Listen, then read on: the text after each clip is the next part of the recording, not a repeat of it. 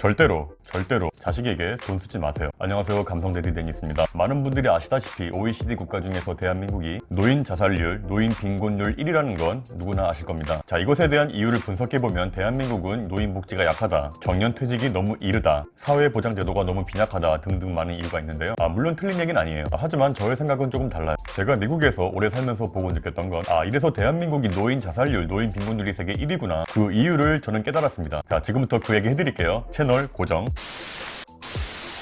제가 2003년에 미국 LA로 처음 나갔는데요. 제가 LA를 가자마자 제일 먼저 가본 곳이 베벌리 힐스였습니다. 왜냐면 어렸을 때부터 베벌리 힐스 아이들이라는 드라마도 굉장히 재밌게 봤고, 세계에서 가장 부유한 동네이기 때문에 어렸을 때부터 환상이 되게 컸습니다. 그리고 LA는 돈 많고 예쁘고 잘생긴 젊은 사람들을 실컷 구경할 수 있겠구나라는 생각도 있었고요. 그런데 좀 신기했던 건 베벌리 힐스 곳곳에 야외 정원에 펼쳐져 있는 고급 레스토랑에 보면요, 거의 80% 이상이 전부 노인분들이었어요. 그 모습이 저에게는 조금 신선한 문화 충격이었습니다. 왜냐면 청담동이나 가로수길에 있는 고급 레스토랑에 가보면 손님들은 거의 대부분이 젊은 사람들이잖아요. 그래서 제가 같이 다니던 한인 2세분께 물어봤어요. 여기 베벌리 힐스에서 젊은 애들이 가장 모여서 노는 곳이 어딥니까? 물어봤더니 에이, 이 동네 기본 식대가 300~400불인데 여길 젊은 애들이 어떻게 와? 그럼 주로 LA에 있는 젊은 친구들은 어디에 있어요? 그랬더니 헐리우드나 바인스트리트, 선셋에 가야 주로 젊은 친구들이 많이 있다 그래서 한번 가봤습니다. 갔더니 헐리우드하고 선셋 스트리트 쪽에 쭉 클럽이나 바, 식당이 쭉 있더라고요. 근데 그 동네는 한 30~40대 분들이 많았고 거기도 노인들이 많았습니다. 주로 20대 초반 친구들은 어디서 놀아요? 그랬더니 대부분 대학생들은 UCLA나 USC 같은 대학가 동네에 있는 공원이나 잔디밭에서 주로 피자나 햄버거를 먹고 술을 마실 때는 친구 집이나 아니면 저렴한 펍에 가서 술을 마신다고 하더라고요. 그분 말씀은 한마디로 말해서 대학생 젊은 친구들이 무슨 돈이 있어서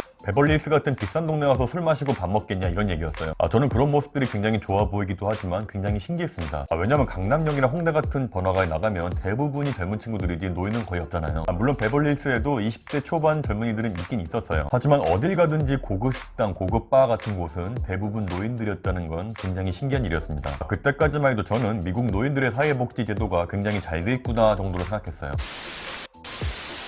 일단 제가 미국에 살면서 느낀 점 중에 하나는 미국의 대학생들은 참 가난하다는 겁니다. 돈이 없는 정도가 아니라 거지도 이런 거지들이 없어요. 당시 제 룸메이트가 UCLA 다니던 대학생이었는데, 그래서 UCLA 다니던 미국의 대학생들이 집에 자주 놀러 왔는데요. 얘네들은 20불짜리 피자를 시켜도 5명이서 4불씩 걷어내고요. 또 미국에선 30불 정도면 20캔 정도의 든 맥주 박스를 살 수가 있는데 그걸 또 더치페이서 내요. 그때 저는 얘네들은 되게 가난한 집 애들이구나 생각했어요. 그리고 그 중에 친하게 지내던 백인 친구가 있었는데 그 친구가 나중에 졸업하고 페이스북에 취업했어요.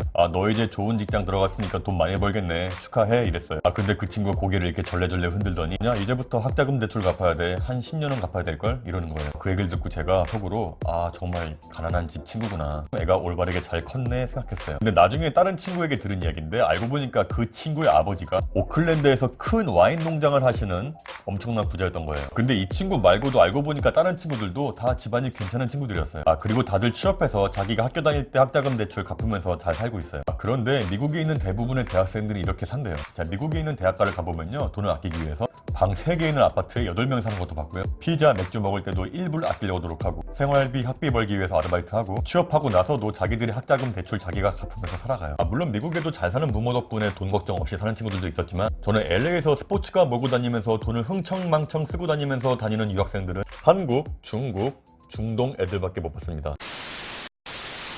제가 보기에 한국에 비해서 미국의 부모들은 자식에게 돈을 안 쓰는 느낌이 많이 들었어요. 한국에 있는 대학생들은 학비나 생활비는 부모에게 받는 게 당연하다고 생각하는 사람 대부분이잖아요. 또 그렇게 고마워하지도 않아요. 이런 건 대학교 때뿐만이 아니라 결혼할 때도 마찬가지예요. 한국에서는 자식들이 집이니 혼수니 뭐니 해서 부모님들의 돈이 엄청나게 깨지는 건 사실이잖아요. 그리고 누구랑 결혼하는지 거의 가려하지 않아요. 한국에서는 저 결혼한 사람 생겼습니다 그러면 누구야?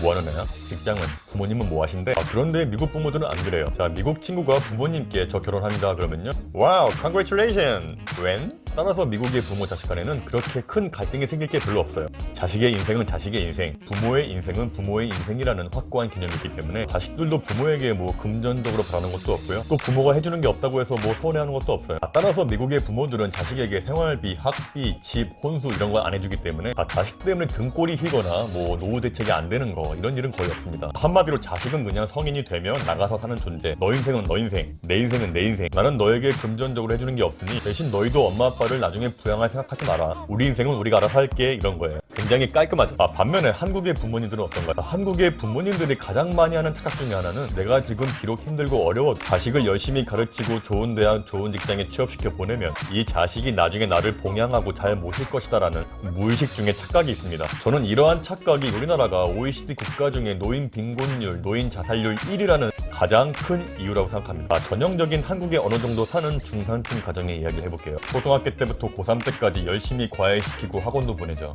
당연히 돈이 엄청나게 깨지죠. 그런데 그렇게 열심히 가르쳐서 좋은 대학에 들어가면 다행인데 사실 대부분은 부모님의 성에 안 차는 대학교에 들어가죠. 자식이 지방대를 가게 되면 자연스럽게 자취방 월세, 생활비, 학비 때문에 엄청나게 등골이 휘기 시작하죠. 그것뿐만이 아니라 어학연수니 유학이니 뭐니 하면 1년에 5천만 원 정도 깨지는 건 예사일이죠. 부모님이 부자라면 아무런 문제가 없는데 대부분은 본인들의 노후 대책 전혀 세우지 않고 자식에게 올인합니다. 이렇게 대학생활 내내 자식에게 물심양면 지원해서 자식이 좋은 직장에 취업해서 돈을 잘 벌면 다행이지만 문제는 대부분 취업을 못하거나 취업을 하더라도 부모님의 성에 거의 차지 않는 곳에 취업하죠. 그런데 취업이라도 하면 다행인데 나이 30 넘어서도 어디 취업도 못하고 부모님 집에 얹혀 살면서 그때부터는 자식이 아니라 왼수가 되죠. 부모는 전혀 노후 대책 세우지 않고 자식에게 올인했기 때문에 자연스럽게 모아놓은 돈은 떨어져 가죠. 그때부터 마음이 초조해지면서 모든 원망이 이제 자식에게 가는 겁니다.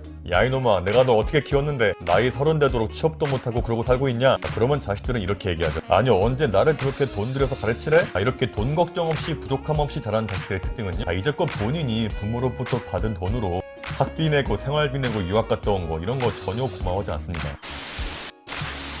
그렇다고 자식이 취업을 했다고 해도 사정은 나아지지 않습니다. 자식이 취업을 했으면 결혼도 할 것이고, 한국의 부모님들은 자식이 결혼할 때 집은 못 해주더라도 최소한 전셋값이나 보증금 정도는 해주려는 게 부모의 마음이죠. 그리고 요즘 시대가 변해서 자식이 취업을 하고 결혼을 해도 자기랑 마누라랑 새끼들 먹여 살리는 것도 굉장히 벅찬 시대입니다. 부모님을 모시고 살기는커녕 한 달에 부모님께 꼬박꼬박 50만 원 드리기도 굉장히 벅찬 시대예요.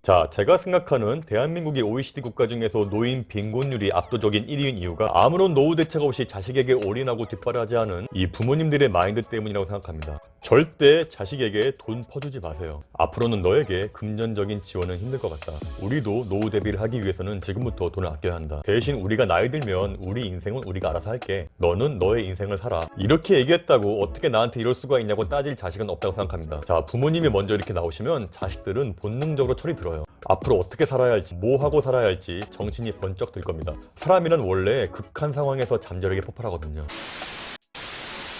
아무튼 나중에 이런 자식들이 훨씬 더 잘 됩니다. 그리고요, 정 자식에게 금전적으로 도움을 주고 싶으면요, 정말 여유 자금이 있을 때 조금만 도와주세요. 그래야 자식들이 고마워하죠. 무조건적으로 막 돈을 주고 그러면요, 자식들은 절대로 고마운 거 몰라요. 절대로 자식에게 올인하지 마세요. 자식에게 해줄 수 있는 가장 큰 유산은 돈이 아니라 자식의 도움 없이도 부모님끼리 알아서 잘 행복하게 사시는 거, 그게 자식에게 해줄 수 있는 가장 큰 선물이자 가장 큰 유산입니다.